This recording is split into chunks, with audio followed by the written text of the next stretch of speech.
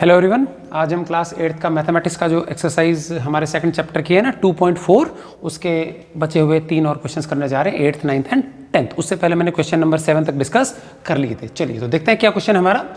Question number 8 है, half of a herd of deer. Deer मतलब होता है हिरण और हर्ड मतलब होता है उसका झुंड।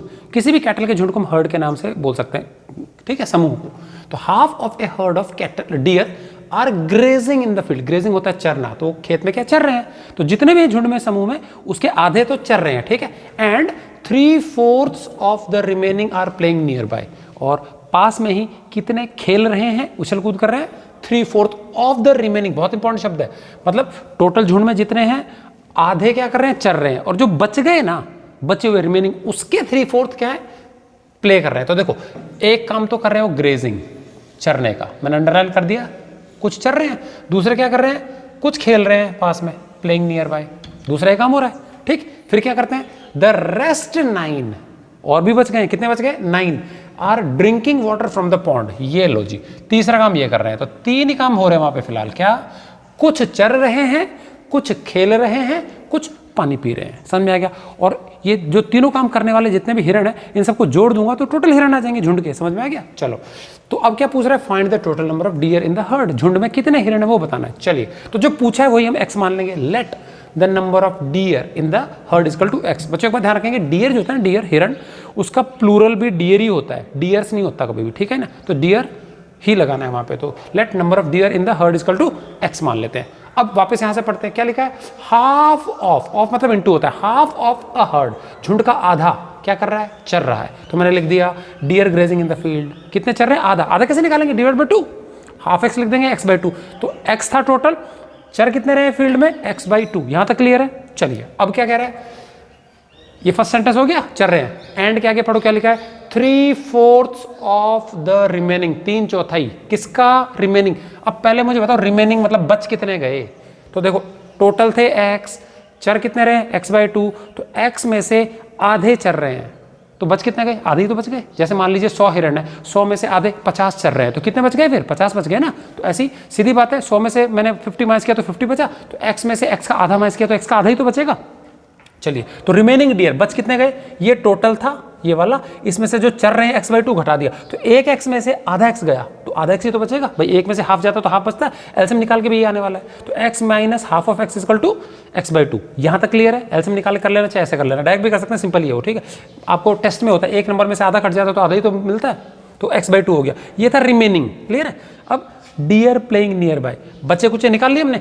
अब देखो ये सेकंड सेंटेंस बोल रहा है खेल कितने रहे, कह रहा है 3/4 ऑफ द रिमेनिंग। कह रहा है रिमेनिंग जो है ना, रिमेनिंग ये वाला, ये ना रिमेनिंग, रिमेनिंग का 3/4। तो देखो रिमेनिंग ये x बाई 2, इसका मैंने 3/4 निकाल लिया, ऑफ मतलब इंटू, तो 3/4 of remaining, 3/4 of remaining, 3/4 of remaining, ठीक है। ये जो चीज है ये क्या कर रहे हैं, खेल रहे हैं nearby, they are playing nearby. तो लिख दिया deer playing nearby 3/4 of remaining. चलिए ये 2 और 4 से कुछ भी नहीं करता, ऊपर 3, तो ऊपर का ऊपर इंटू, नीचे का नीचे इंटू, तो 3 इंटू x, 3x हो गया, 4 2 8 हो गया, तो 3/8x आ गया हमारा, क्लियर है। चलिए खेलने वाले भी आ गए, और क्या लिखा आगे, द रेस्ट। अब रेस्ट मतलब शेष, कितने बच गए, 9 ही बच गए खाली, और बचे कुछ, तो कुछ चल रहे थे, कुछ खेल रहे थे, उसके अलावा सिर्फ 9 बच गए जो कि पानी पी रहे हैं, कहां से, तालाब से। तो हमने लिख दिया deer drinking water from the pond, they are equal to 9, ठीक। चलिए अब क्वेश्चन क्या कह रहा है, सारे टोटल हिरणों की संख्या, 3 काम कर रहे हैं, चर रहे हैं, खेल रहे हैं, पानी पी रहे हैं, तो इन तीनों की संख्या को जोड़ दूं तो टोटल आना चाहिए हमारा x, यही तो है 3। तो देखो total number of deer equal to क्या होगा, सबसे पहले देखो ग्रेजिंग वाले कौन से हैं, ग्रेजिंग वाले x बाई 2, तो यहाँ लिख दिया x बाई 2, रिमेनिंग नहीं लेना है, ठीक है। उसके बाद है प्लेइंग नियर बाय, खेल रहे हैं, कौन से खेल रहे हैं, 3x by 8, 3x by 8, and drinking water from pond 9। तो ये 3 काम कर रहे हैं, ये चरने वाले, ये खेलने वाले, और ये तालाब पे पानी पीने वाले, ठीक है।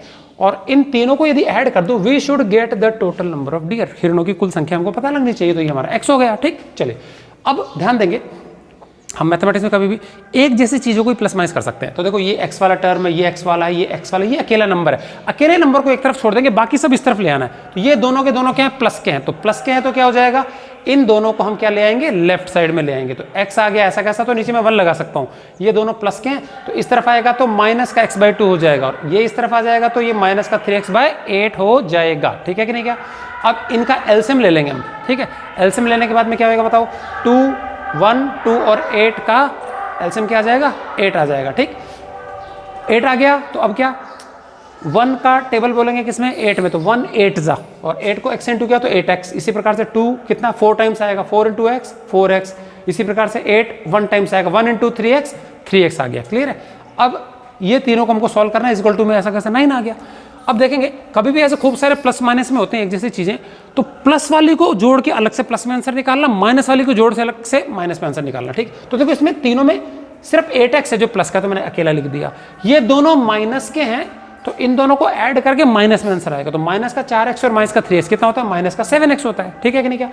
और नीचे सेम टू सेम, इधर सेम टू सेम। अभी बताओ 8x में से 7x सब्ट्रैक्ट किया तो कितना आएगा, 1x आएगा, तो यहाँ x लिख दिया हमने। और ये 8 मल्टीप्लाई में है, डिवाइड में, उधर जाके ट्रांसपोज करेंगे तो मल्टीप्लाई में हो जाएगा, तो हो जाएगा 9 इंटू 8, और 9 8 से कितना होता है 72। तो फाइनली हमको क्या मिला, x इक्वल टू मिला कितना 72, और x क्या था हमारा, हिरणों की कुल संख्या जो है झुंड के अंदर। तो therefore total number of deer in the herd is equal to 72। तो बच्चों ये था हमारा क्वेश्चन नंबर 8, समझ के आराम से नोट कर लेंगे इसको।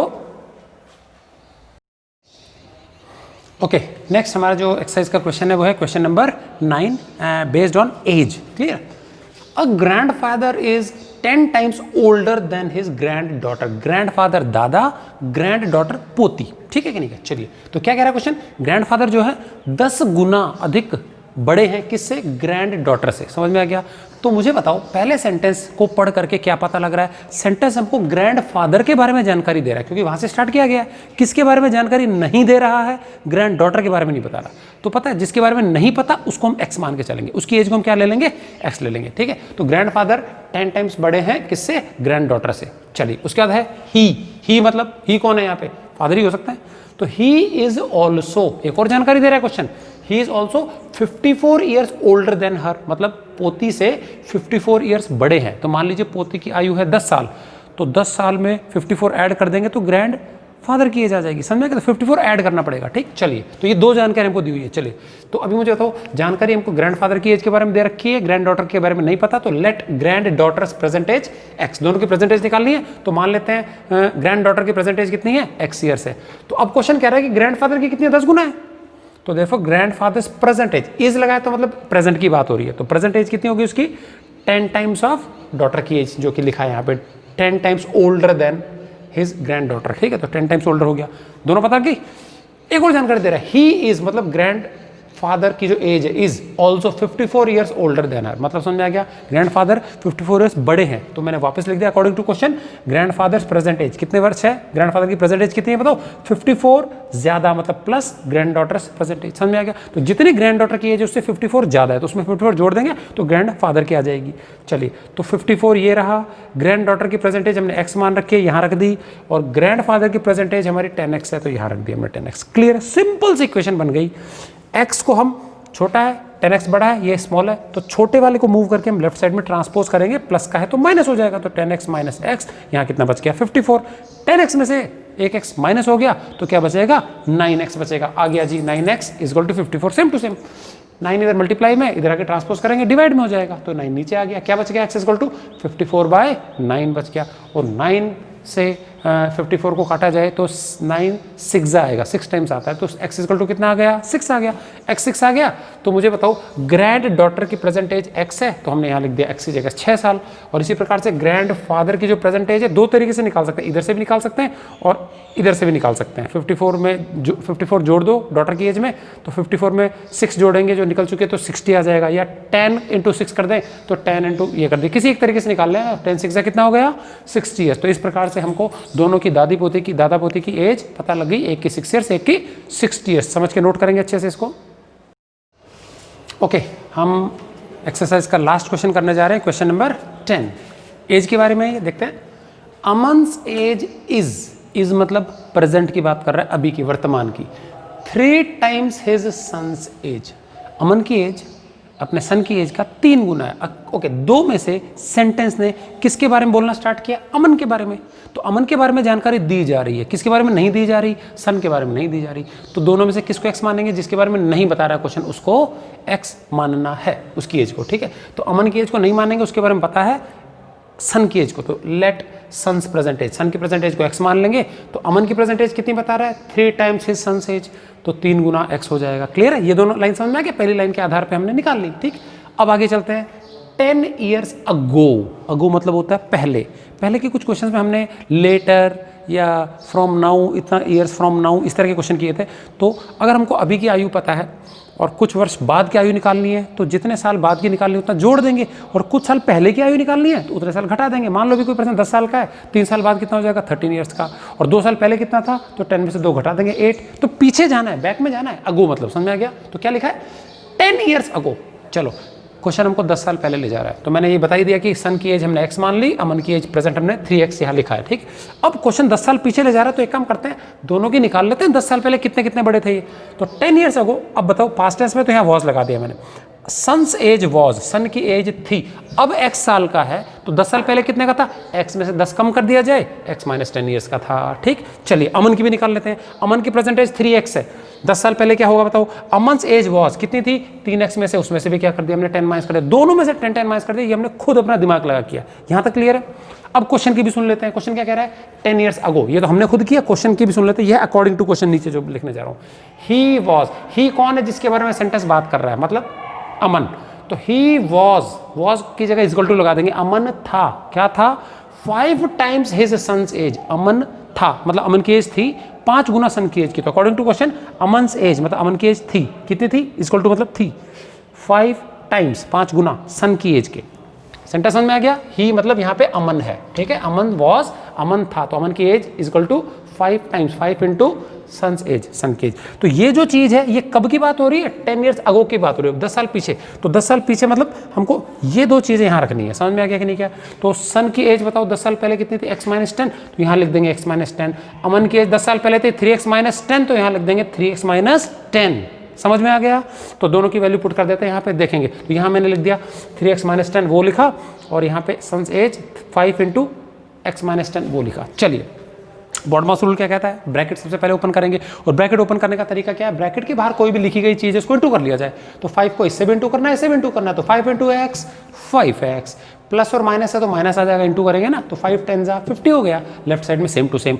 अब लाइक टर्म्स को एक तरफ लाना है, एक्स वाली चीज़ें एक तरफ और नंबर एक तरफ। एक्स में देखो इधर तो 3x है, लेफ्ट साइड में उधर 5 है। बड़ा कौन सा है? ये बड़ा है। छोटा कौन सा है? इधर वाला। तो छोटे वाले को हिला के दूसरी तरफ ले जाना है। तो 3x को मैं भेज रहा हूँ उस तरफ, तो इधर 5x छेड़ना नहीं है, 3x इधर प्लस का है तो उस तरफ आ जाएगा, तो क्या हो जाएगा? माइनस का हो जाएगा। तो 5x में से 3x घटा दिया, और 50 को इधर ले आएंगे, तो इधर पहले से -10 है, लिख दिया -10, और ये -50 इधर आके ऐड हो गया तो +50। समझेगा? साइन चेंज हो जाएगा, प्लस का माइनस, माइनस का प्लस। चलिए, अब देखो 1 + 1 माइनस हमेशा घटाना है। 1 + 1 माइनस होगा तो हमेशा क्या घटेगा? तो बड़े में छोटा घटा दो, 50 में से 10 गया तो 40। साइन किसका आएगा? जो बड़ा नंबर होता है उसके पीछे वाला साइन लगा देना। समझ आएगा? जब भी 1 + माइनस होता है तो देखेंगे इसमें से घटा दिया तो 40 आएगा, और बड़ा नंबर है 50, 50 प्लस का है तो यहाँ +40 आ जाएगा। समझ में आ गया? 5x में से 3x सब्ट्रैक्ट किया, वी विल गेट 2x। अब 2 देखो इधर मल्टीप्लाई में, बीच में कोई निशान नहीं आएगा, मतलब मल्टीप्लाई है। ठीक है, तो ये 2 इधर आके ट्रांसपोज करेंगे राइट साइड में, तो लेफ्ट साइड में, तो सॉरी डिवाइड हो जाएगा, तो 40 के नीचे आ जाएगा 2, और 2 कितने टाइम्स कटेगा? 20 टाइम्स। तो x इक्वल टू फाइनली हमारा कितना आ गया? 2020। क्लियर? तो अब अगर x 20 आ गया, तो देखो सन की प्रेजेंटेज कितनी मान रखी थी हमने? x ही तो मान रखी थी, तो सन की प्रेजेंटेज x मतलब 20 ईयर्स, एंड अमन की जो प्रेजेंटेज है वो कितनी थी? 3x से 3 गुना इसके, तो 3 इंटू 20 कितना हो जाएगा? 60 ईयर्स। और हम चेक भी कर सकते हैं कि 10 साल पहले, अभी तो 3 गुना है, 3 गुना कर दिया, 10 साल पहले 5 गुना था, तो 10 साल पीछे चलते हैं। इसको 10 साल पीछे करेंगे तो ये हो जाएगा 10 साल का, इसको 10 साल पीछे करेंगे तो ये हो जाएगा 50 साल का। अब मुझे बताओ ये 5 टाइम्स ही तो है। समझ में आ गया कि नहीं? तो इस प्रकार से हम क्या इजीली इसको चेक भी कर सकते हैं। ठीक है कि नहीं? तो ये मैं रब कर देता हूँ आपका, इसको अच्छे से नोट कर लेना बच्चों। आज के लिए इतना ही, और हमारी एक्सरसाइज खत्म हो गई है।